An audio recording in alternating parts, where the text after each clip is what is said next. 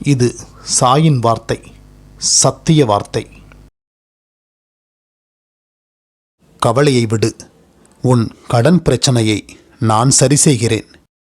என் அன்பு மகனே, மகளே, கலங்காதே, உள்ளம் வருந்தாதே. உன்னை நான் அறிந்திருப்பதால்தான் என்னை நீ அறிந்திருக்கிறாய். என்னை நாடி வரும் உன்னை நான் நன்கு அறிவேன். உன் வேதனையை நான் கண்டேன். பயப்படாதே. நீ யார்? உன் தேவை என்ன? எதற்காக என்னை நாடி வந்திருக்கிறாய்? உன்னை சூழ்ந்தழுத்தும் பிரச்சனை என்ன? அந்த பிரச்சனைக்கு காரணமானது எது அல்லது யார்?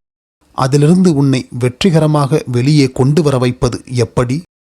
அனைத்தையும் நான் அறிவேன் என்பதை நீ நன்கு அறிந்து கொள்.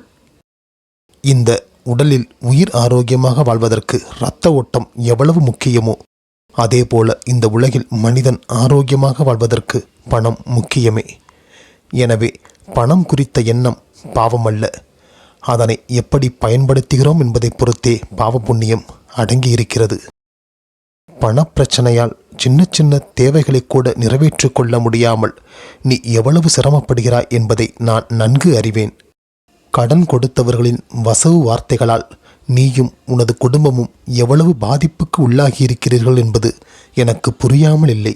உன் வயது எவ்வளவாக இருந்தாலும் நீ எனக்கு குழந்தைதான். நான் உனது தகப்பன். தகப்பனிடம் பிள்ளை கேட்டு அடம்பிடிப்பது தவறல்ல. பிள்ளையின் தேவையை நிறைவேற்றாமல் இருப்பது தகப்பனுக்கு அழகல்ல. நான் உனக்கு கூறுவதை காது கொடுத்து நன்கு கவனி.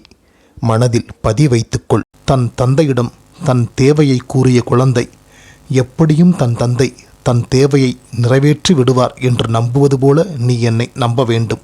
என் அப்பா என் கடன்களை முற்றும் முழுதுமாக அடைப்பார். அவர் என் தேவைகளை பூர்த்தி செய்வார். கடனாளிகள் முன் என்னை கௌரவமாக தலைநிமிரச் செய்வார் என்று நீ என்னை நம்ப வேண்டும்.